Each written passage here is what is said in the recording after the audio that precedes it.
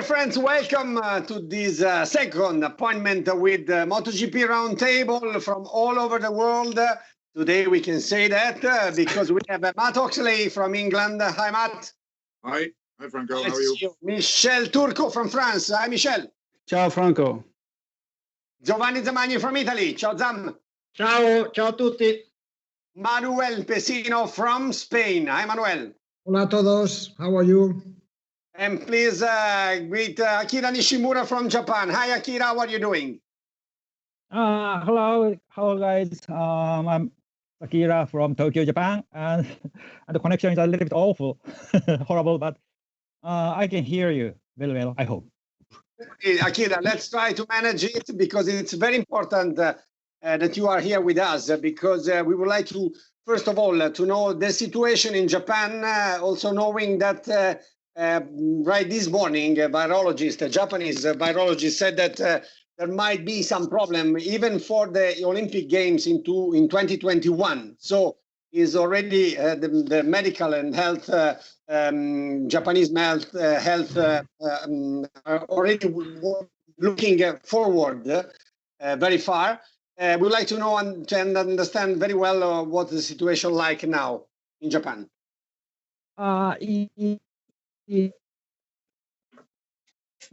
Sorry, I don't hear you very well. As far as I understand, it is getting critical than used to be. But maybe most of you know Japanese government has declared the state of emergency to whole country, nationwide, last week, which used to be applied only in 7 prefectures, including Tokyo and Osaka, Kobe, and Fukuoka, which is Kyushu area. And now it's nationwide. So the situation is a little bit worse. But everyone does everything and do their best. And I think the situation is not so worse than maybe you think. And what people are concerned about at the moment is, for sure, the increase of the positives and death toll is not so as many as in European countries. But what people are most concerned about is overwhelming hospital, which is one of the most serious what will be the serious problem. Okay, what's the situation like for the factories, Akyra?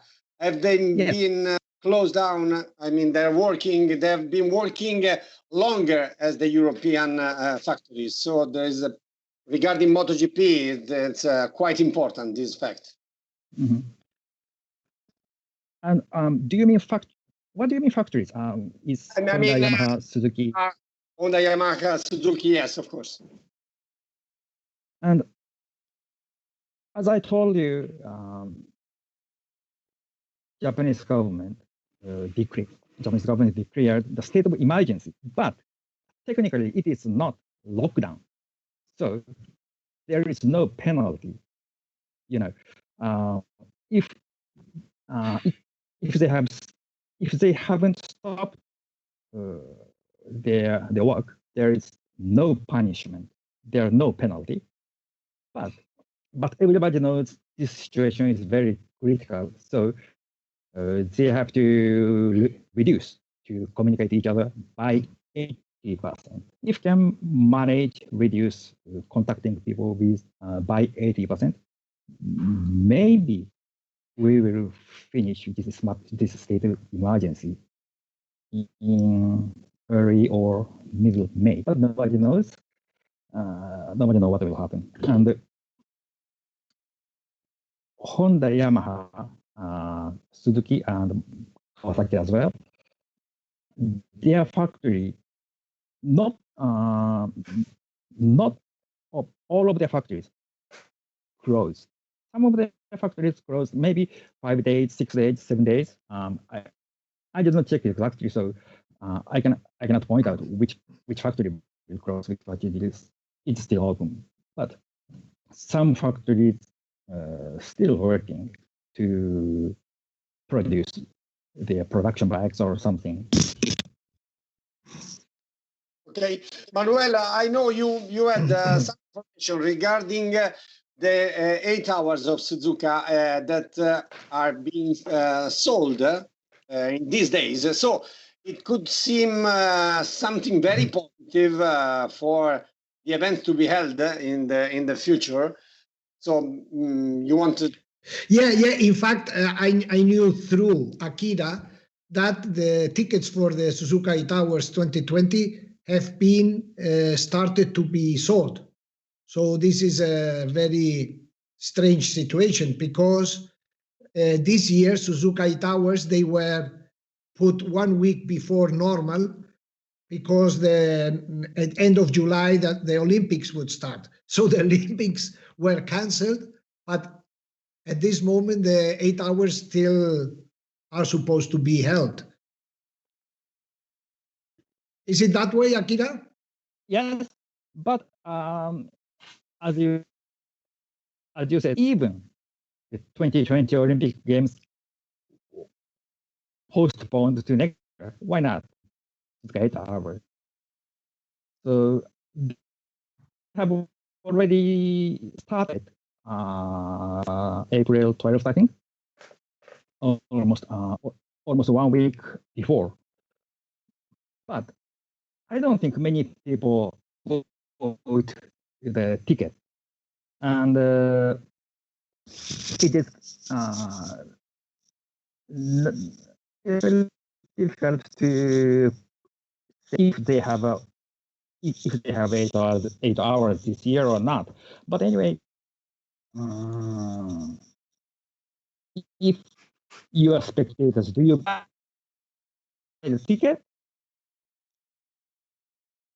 If I understood well, Matt, it seems impossible that people are going to buy the tickets, no? Because as we have seen also in Formula One, many journalists didn't get their money back for what they spent for hotels and travel accommodations. So it seems so strange that people could put some money in something that is very hard to see in the very next future. What do you think, Matt, Michel, and Zam?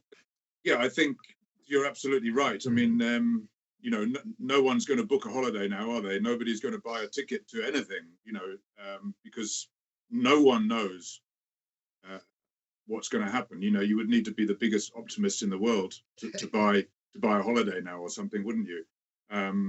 So yeah, I think any races that are still kind of meant to be going on, people are just praying that something might happen, and nobody will cancel the event until it is 100% clear that it cannot happen. So we're just, everyone's in limbo, aren't we, really? And it's the same with the contract situation with riders like Alex Rins. And I think the contract situation is really interesting now. How for the established riders who are definitely, Marquez, Vinales, Quartararo, Rins, who for sure the factories are going to want to keep them or have already signed them, sure. But there's quite a few other riders who really needed to have a good season this year to be able to get a contract for 2021. And what's going to happen to them? I think of Petrucci, I think of Johann Zarco, who really needed to show something this year to guarantee their future. I think that's the most interesting thing at the moment. Yeah, correct. Michel and Zam.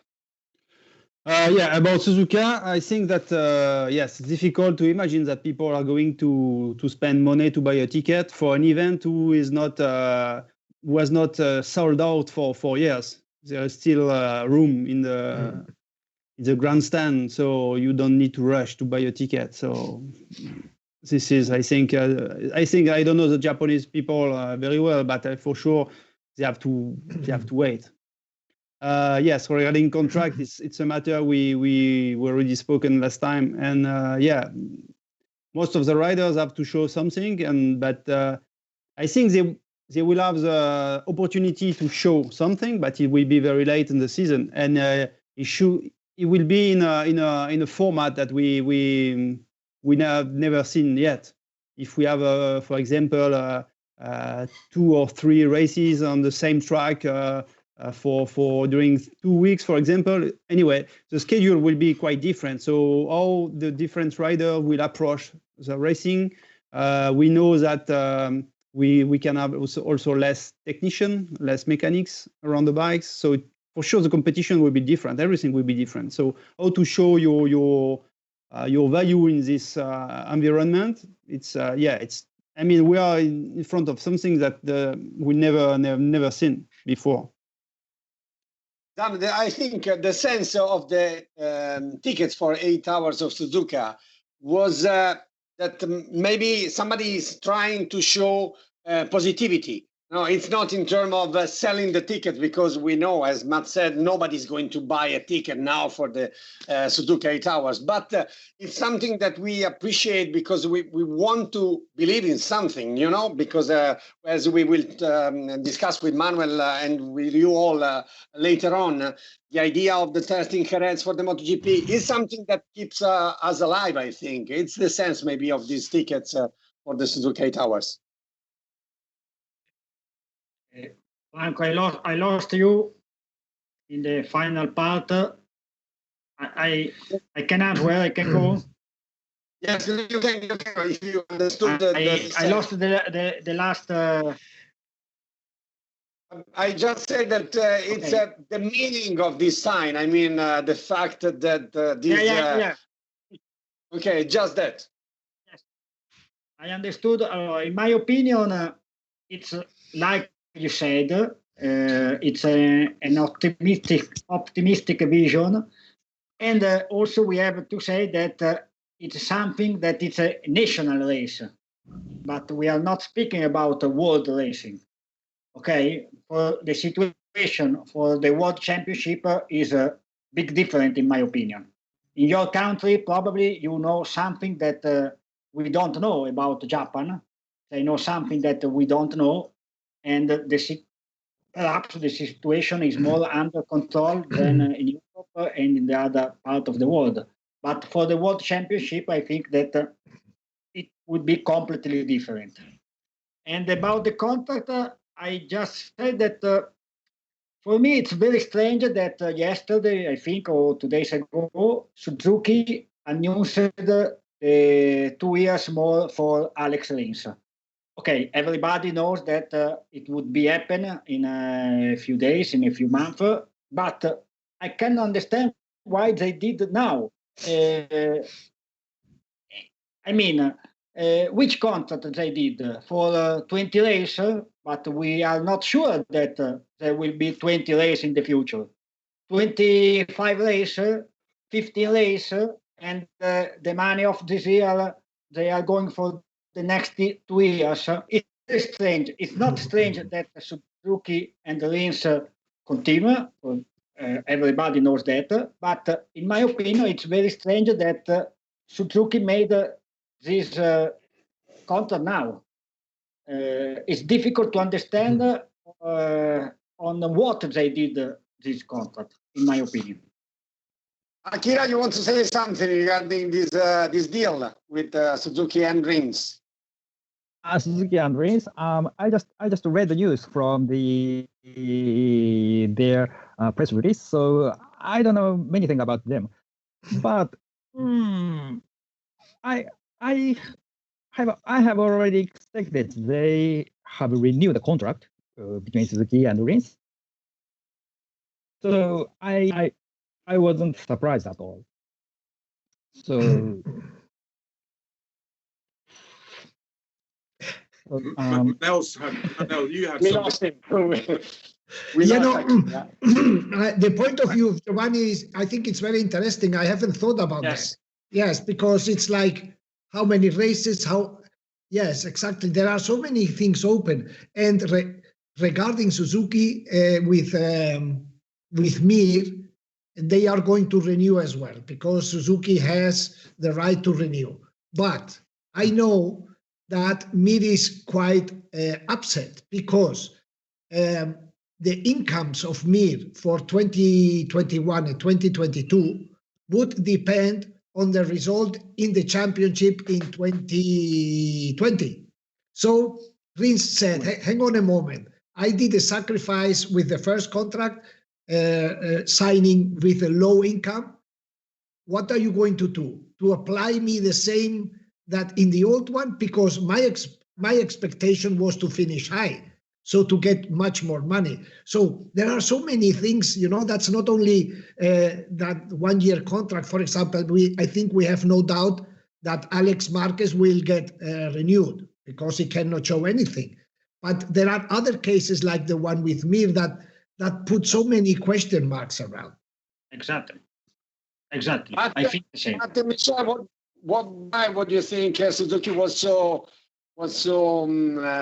actually trying to close the contract as it really did then? Maybe because somebody could get inside this fact. I mean, could Rins be catch by Ducati, for example?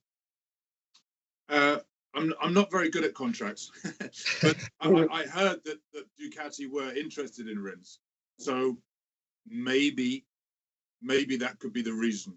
Now I don't know, but I mean, also it's kind of quite strange with Rins that I think on the Ducati you need a kind of a fighting rider really. I'm not sure that Rins would be the right guy for it, but then we said that about Jorge Lorenzo, didn't we? So it's tricky. But this would be the kind of only real explanation for Suzuki if Rins said, "Look, Ducati are coming after me. I'm going to go unless you give me a deal now." This might be the only thing that actually explains the timing. Michel? Speaking with Brivio in Sepang, we knew that they were close to a deal, so it's not a big surprise. Yes. Rins also said that he wanted to continue, so nothing changed since IRTA test in February. So why to announce it now? So maybe like said Matt, it's an occasion to avoid to have Ducati in the middle of the discussion. It's also maybe to take the occasion to have we don't have nothing now, so maybe they can get more visibility on the media screen. I don't know, but it was supposed to happen. So, but after like said Giovanni, what are the numbers of the contract? But I think. Now, I mean, the money is not the main thing in the contract area. Everybody understood that we all are going to lose money this year, and we are all going to get less money on the next years. So, Basing on your experience, guys, what do you think will be the next shots? If you think there are going to be shots in the next future. In which terms? What do you mean with shots? In market, I mean contracts and fixing riders for the 2021 and 2022 seasons. No answers. No big shots to be. Hang on. Do we have this? How do you say it in English? This glass balls where you look inside, Matt? Yeah. A looking glass. Yeah. Got any ideas or maybe something you would like to see? Because in my opinion, I think the next one will be Mir, because like we said before, everybody know that Suzuki wanted to confirm Rins and Mir, so probably they will confirm also Mir immediately or in a couple of weeks. I don't know. We will not know the number, but like Michel said, the number is the last important thing in this moment. For the other guys, I think that there is no immediately for the announcement. For Ducati, for sure not, because they wanted to take Viñales and they lost it. And now they have just to see what happened in the next month, I think. They know that they have Dovizioso. There is a big fight between Dovizioso and Gigi Dall'Igna. Everybody knows it, but Dovizioso and Dall'Igna knows that they have not so much alternative. So I think that they waiting for the situation. If it will be possible race, they will expect it for 2 or 3 or 4 races. And if it will be not possible race, they seen, in my opinion, for sure.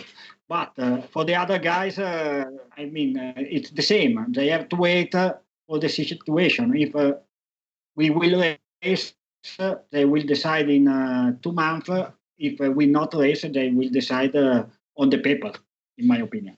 So I think it looked like that this year there will be no Moto2 riders switching to MotoGP. Well, it's possible. What we can understand is that all the riders who are supposed to move or maybe to retire are going to stay, because they said, okay, we are not racing this is. So it's a case of Valentino, it's a case of Cal, it's a case of also Dovi. So many riders said, okay, nothing happened this year, we will continue next year. So the place, I don't think, even in the side of the manufacturers, they don't want to take any risk because the bike will remain the same. So the situation, it's like everything is frozen. So I don't think we are going to have a big change for next year. Michel, I'm sorry, Matt. I was just saying that the one of the interesting things going on at the moment is IRTA and the teams discussing how much they can shrink the paddock to make the racing more viable in the current circumstances. And speaking to people the last few days, they think that they can reduce the paddock from about 3,000 people down to about 1,500 people. But I wonder, how does that make any difference? In respect of the virus and a ban on meetings of more than 20 people or something, or even in a few months, I can't see that how 1,500 people is actually any better than 3,000 people. If you could get it down to 100 people, maybe that would be good.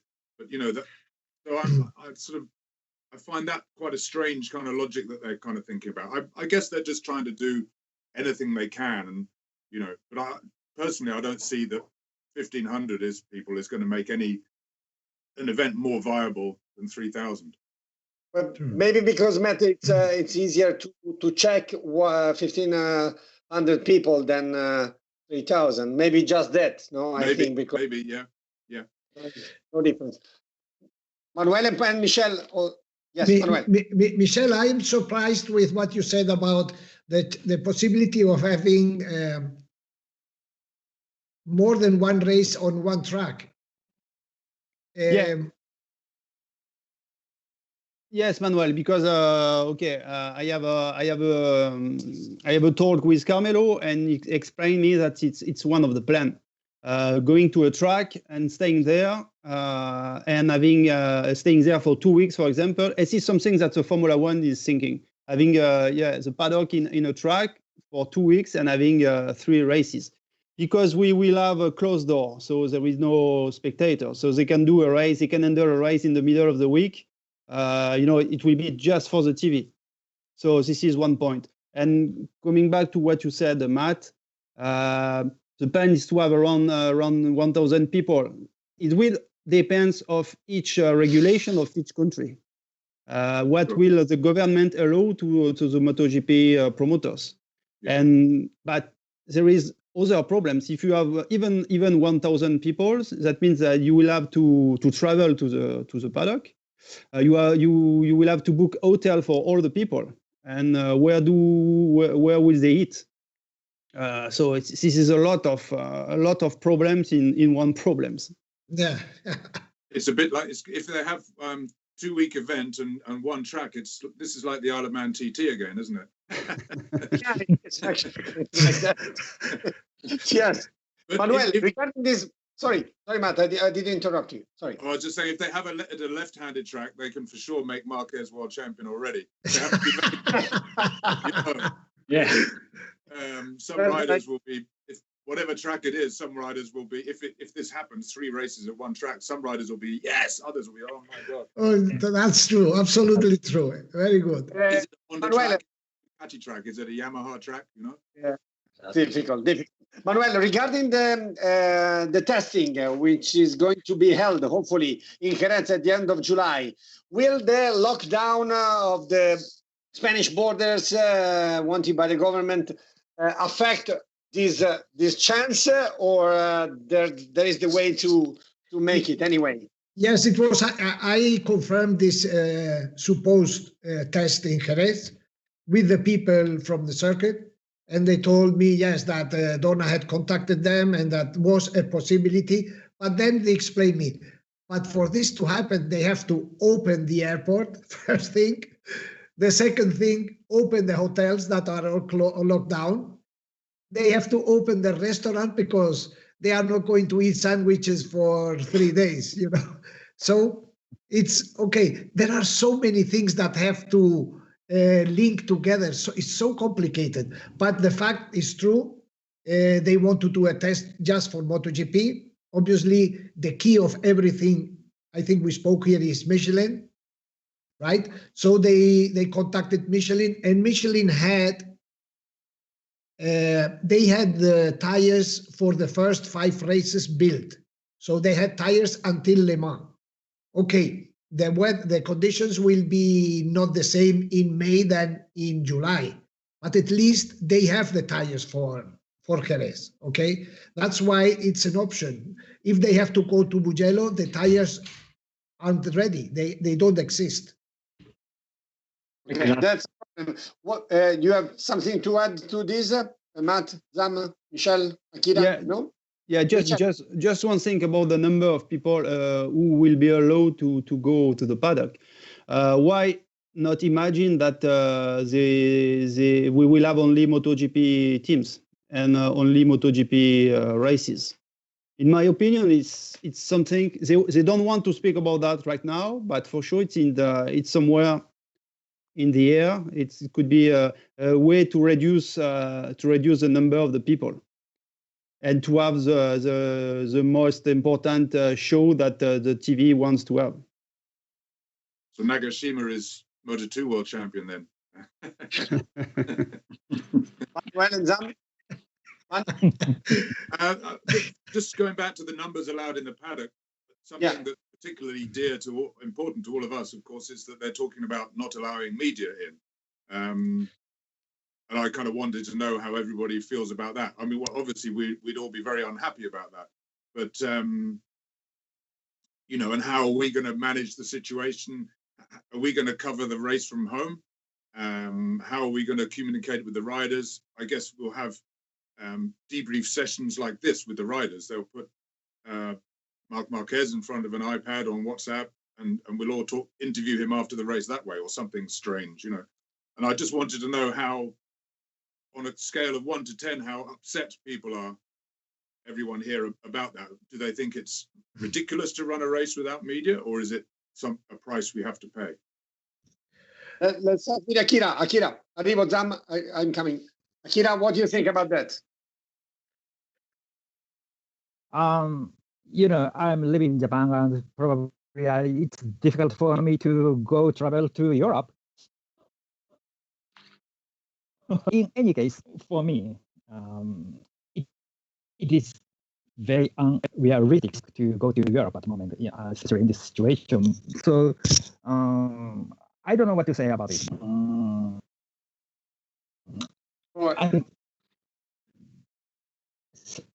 No ideas, actually, regarding this. Zam, how...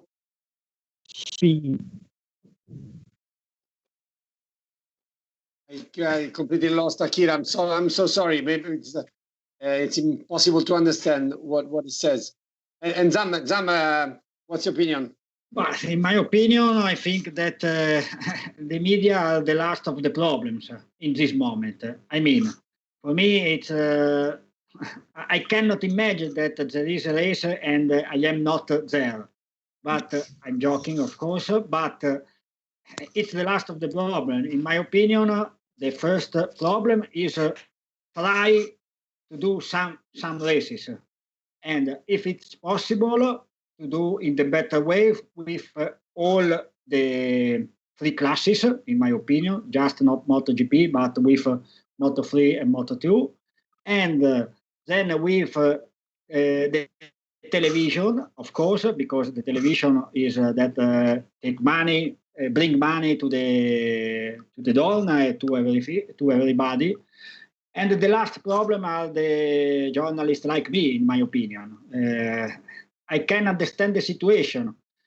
The risk is that in the future they could do something again, like this year. But in this moment, I think that you have to preserve the World Championship, and the media are not so important for this situation, in my opinion. Yeah. Okay. Manuel? Go, Michel. Michel. Okay. Yeah, I agree with what said Giovanni. We are the last of the problem. So racing doesn't need us to exist. But obviously, it will be. I mean, a problem for us as a journalist, and more for the journalists who are paid by a magazine to make report on the racetrack. Because if you produce the same stuff being at home, it's easy that next year a magazine will say, okay, you can do the same in front of your TV, so we don't need to pay your expenses to travel around the world. Stay home. So this is but this is a problem regarding the journalists. It's not a problem for the sport. Sure. Manuel, you agree with Michel? Well, I have to say that the situation that is on the table worries me. It's very worrying because on one side it's worrying. On the other side, I am a little bit, let's say, upset, because at the end we are a part of the of the World Championship. You know, I have been doing this for 27 years, and I consider myself a part of the championship, not just the last part of the championship or somebody they can just put apart. You know, it's a matter of consideration. It's not a matter of respect, but it's a matter of lack of consideration to us. We have we do our job, okay? And the press is very important, not only here, but everywhere. We have seen what happens when they push or try to push aside the press, okay? I know that the circumstances are special, but my fear is, like Michel says, or Giovanni, that this can turn into normal. We cannot do our job having as the only, how do you say, where you take the notice, an official, because at the end, look, the TV, they are there and they pay to be there. But we know that these are the official version of the championship, okay? We don't want to look after things very secret, but we have to be free to write what we want. If we get the only information we get to do our job is through the TV, for me this is scary. The word is scary, you know. But as journalists, not as me personal. You understand what I mean? This is for me is very, look. This for me is the principle of journalism. Yes, okay, but Carmelo Speleta knows you all very well. I don't think he is happy to take such a decision. I mean, he understands and he knows very well the importance of having you all at the event. But I think in this moment, maybe he has to sacrifice something. In fact, you have to. You could be checked checked as the other 1,500 people. I mean, you could be part of this big movement moving or not, Giovanni? Oh yes, I think this you say exactly what I think. Everybody in the paddock is a part of the World Championship, but in this moment we have understand that we are not the reality. Yes. In my opinion. But I agree with Manolo that the press is very important for everything, for the sports, for the riders, and for everybody. But in this moment, I think that is not the most important. Just Michel and Matt, nothing else to say? Akyra? Yeah, just a thing. In my opinion, we will have we will have this discussion at the end of the year if some races happen and without us, and we will see which people they will choose to be on the racetrack. For example, if all the teams have their own communication manager, so if they allow to have the communication manager to be on track and not allow the journalist, from my side, it will be a big problem. But if at the end they have only technicians and riders, okay, we can understand the importance of the decision. exactly. But you agree with Michel? Yeah, Akyra? I think I agree with sort of everyone. Basically, I think it's a strange situation, and the fact that the races happen is more important than anything. But I, like everyone else, I'm concerned of the long-term effect of running a race without the media. But I think when we come out of this, the world's going to be very different. There's going to be a lot of people who had roles, jobs here, there, and everywhere, that they won't exist. I mean, the press is very important, but for sure, all the teams will be, because everyone's budget is going to go. So, the teams are going to have smaller hospitality. All the kind of fat is going to have to be cut away, basically. So a lot of people will lose their jobs. But of course, the press is incredibly important. We make the news and everything dynamic. If you just hear from the team press officers, people will very soon realize that the stories aren't as interesting. Yeah. Matt, but although I don't consider myself fat of the championship, I insist, but it's not only the World Championship. We are needed everywhere. Yeah. Not only in sport and in the politics, we are seeing this around the world now. We are needed, you see. So they to cut us. Okay, the situation is extraordinary, no? It's very rare. Okay, we accept.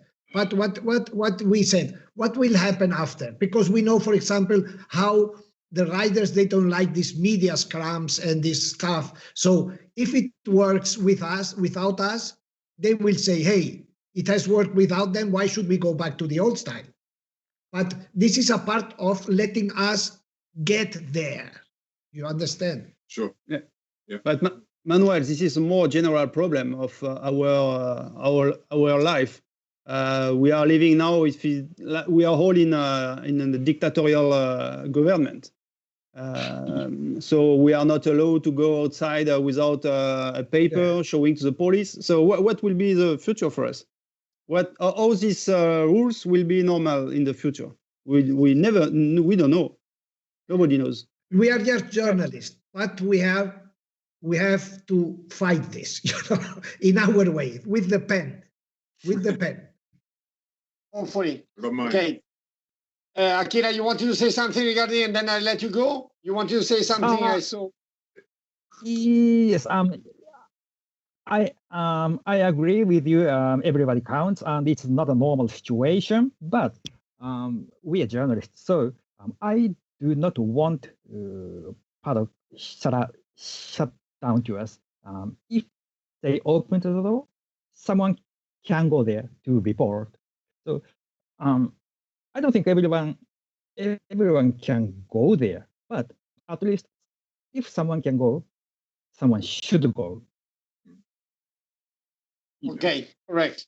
Hopefully, there are so many things I would like to ask you, but maybe next time, the next appointment of the MotoGP Roundtable, Manuel Pecino, Akyra Nishimura, and Giovanni Zamagni, Matt Oxley, and Michel Turco. Thank you so much, guys. See you next week. Ciao, guys. Okay. Ciao, Bye-bye. Akyra. Thank you very much. Ciao. Ciao. Ciao. Ciao, guys. Obrigado.